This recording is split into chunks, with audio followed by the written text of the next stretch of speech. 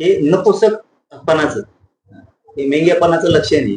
पुढं हत्येचा कट रचना, सामूहिक कट रचना धनंजय मुंडे असले प्रयोग हे सुरू धमकी हे प्रयोग सुरू केले. अभी आपने जो कहा है कि हम नार्को टेस्ट के लिए तैयार है, क्या कहना है?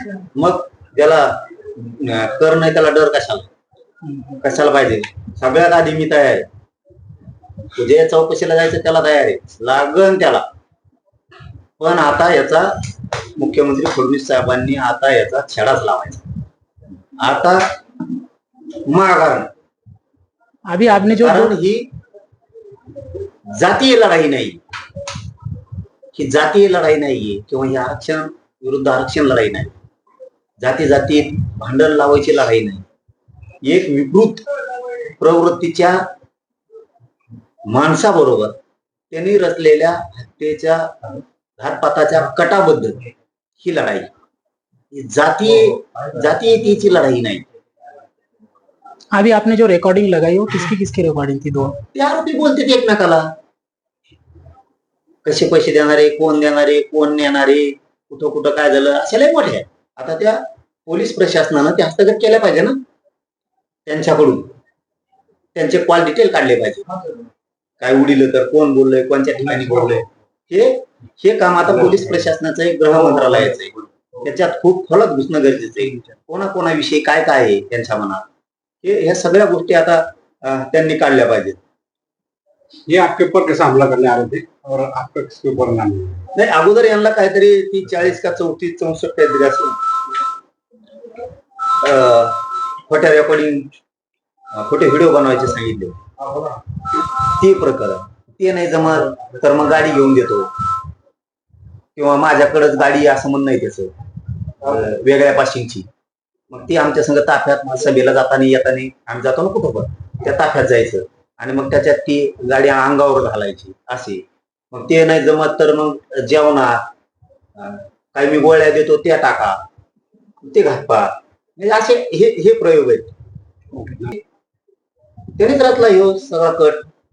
तोच करणारापेक्षा करून घेणारा हा त्याच्यातला मुख्य सूत्रधार आणि मुख्य आरोप. दादा, आपने जो आखिरी लगाई वो किसकी किसकी? ते दोन्ही आरोपीची, आणि शेवटची ती ऐकू घातली ती धनंजय मुंडे, ते आरोपीला बोलतो. अशा लई आहेत, त्यांच्याकडून हस्तगत करा म्हणा, त्यांचे शिडीआर काढा सगळे, त्याचे पण काढा आणि आरोपीचे पण काढा, मात्र अटक करा. पोलीस प्रशासन आणि आमचे जालना जिल्ह्याचे एसपी साहेबांना विनंती आहे, तुम्ही यांचे सगळ्यांचे शिडीआर काढून सगळ्यांना अटक करा, चौकशी करा त्यांची. मी पहिल्याही दिवशी ते सांगितलं होतं, आम्हाला अशी माहिती मिळाली, याची चौकशी करा. शासनाला सांगितलं, पोलिसांना असं असं आहे बघा, काय मी आरोप केले का? जे आरोप आहेत ते सांगतील ना, कारण हे मुख्य कट रचणारा सूत्रधारच धनंजय मुंडे. अहो त्याच्यात त्यांनी आणखीन सांगितलंय, 4-5 जणांचे बीडचे नाव घेतले, त्यात गंगाधरनाना काळकुटेचं पण नाव घेतलंय. ते म्हणले त्याला तर डुकरासारखंच उचलून नेतो, डुकरासारखं नसतं ते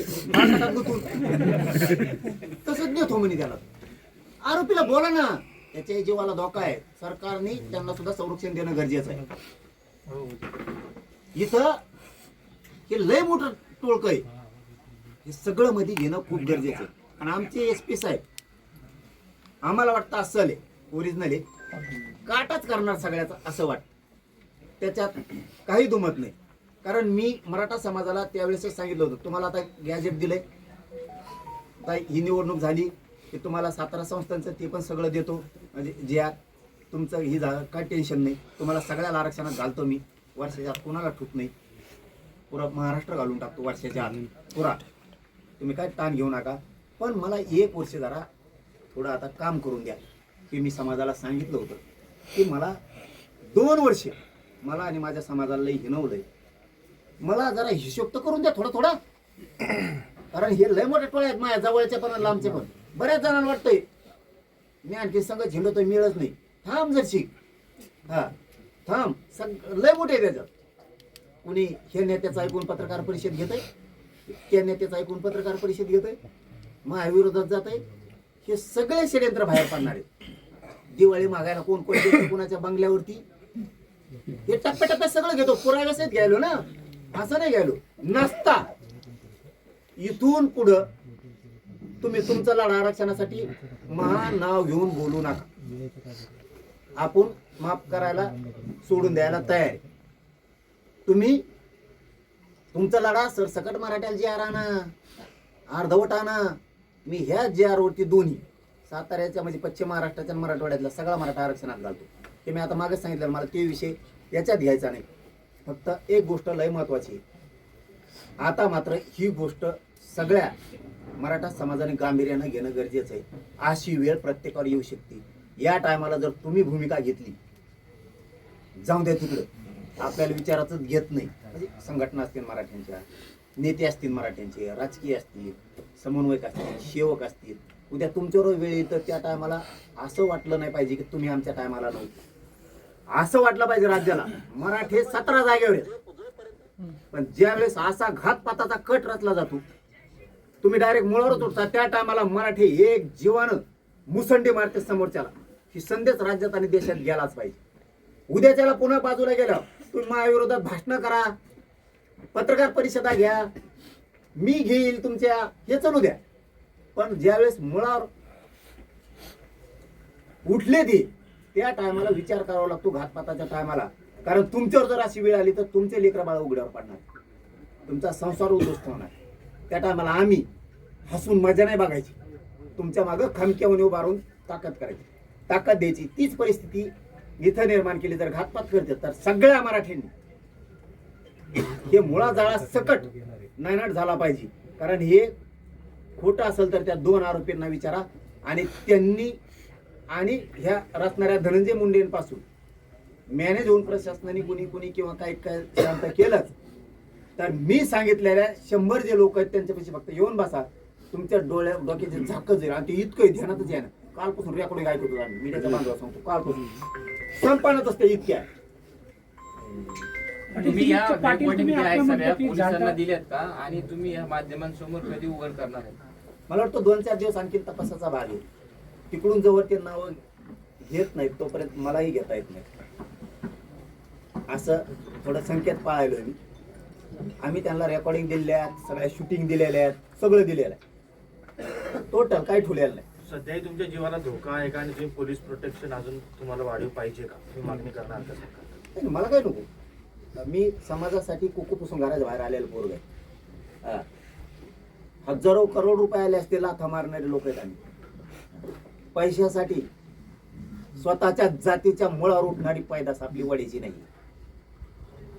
पैशासाठी स्वतःच्या जातीच्या मुळावर उठू शकत नाही. हजारो करोड रुपये आले असते, लात मारली, समाजाचे लेकर आनंदी बघायचं काम केलं. मला कशाची गरज नाही. म्हणून मी मराठा समाजाला आवाहन केलं, तुम्ही शांत राहा, कारण तुम्हाला मला अडचणीत नाही आणायचं. आणखीन मराठ्यांनी माझी भावना समजून घ्या. तुम्हाला अडचणीत नाही, तुम्ही फक्त सोपे काम करायचे, अवघड करायला मी आहे ना. मी जेव्हा जिवंत आहे तेव्हा तुम्ही टेन्शन नाही घ्यायचं. मी मेल्यावर तुम्हाला काय करायचं ते. अजूनही तुम्हाला धोका वाटतोय का? अजूनही आरोपी ताब्यात आहेत, पण अजूनही तुम्हाला धोका वाटतोय का?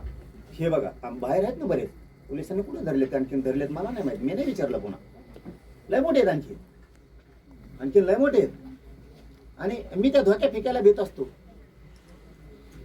तर एवढी मोठी लढाई लढलोच नसतो. माझ्या मराठा समाजाच्या संघटनांनी, मराठा समाजाने आणि समन्वयकांनी समजून घ्या, मी फक्त मराठ्यांना ओबीसीतून आरक्षण मिळवून दिलंय म्हणून जर ही वेळ असेल तर तुमच्यावर सुद्धा हीच वेळ आली असती. ओबीसीतून तुम्ही आरक्षण सरसकट मागितलं असतं, पुढे होऊन लढला असतात तर. म्हणून समजून घ्या, समान दुःख आहे. आणि मी माझ्या जातीसाठी लढतोय, मरायला कुठे देतोय? आणि असं मरण कोणाला यावा? चांगलं आहे ना. जातीसाठी मरण येणं, तर कुठं मरताय माणूस?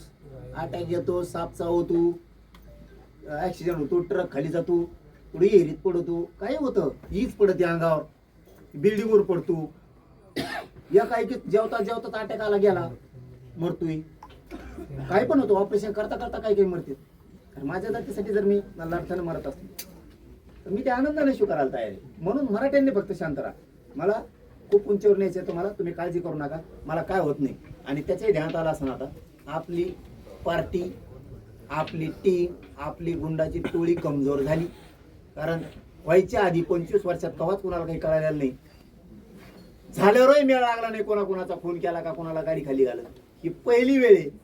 जरांगे पाटला सुद्धा हात कमजोर नाहीयेत, बुडात हात टाकून माहिती काढू शकतं हे त्याचाही आता कळालं असेल की आपण चुकीच्या माणसाच्या नादी लागलो. पाटील तुम्ही आताच म्हटलं की जालता फाटा या ठिकाणी भेट झाली, त्या ठिकाणी धनंजय मुंडे यांनी गोळ्या औषध पुरवण्याचं सुद्धा म्हटलेलं होतं. नेमकी हे गोळ्या औषध काय होतं आणि काय कट कारस्थान होतं नेमकं? मला काय मी थोडंच गोळ्याचा धंदा करतो. कोणते होते त्यालाच माहित आता. त्यांनी त्या आरोपी जे आहेत ना त्यांचं सगळे आहे ना, आणि जे 100 लोक ऐकायला होते मुख्य ते शॉर्ट झालेले सगळे शॉर्ट. हे किती भयान चित्र आहे. अहो आता ना मला वाटतं 2-4 दिवसांनीच मी आणखीन उघडं करावं.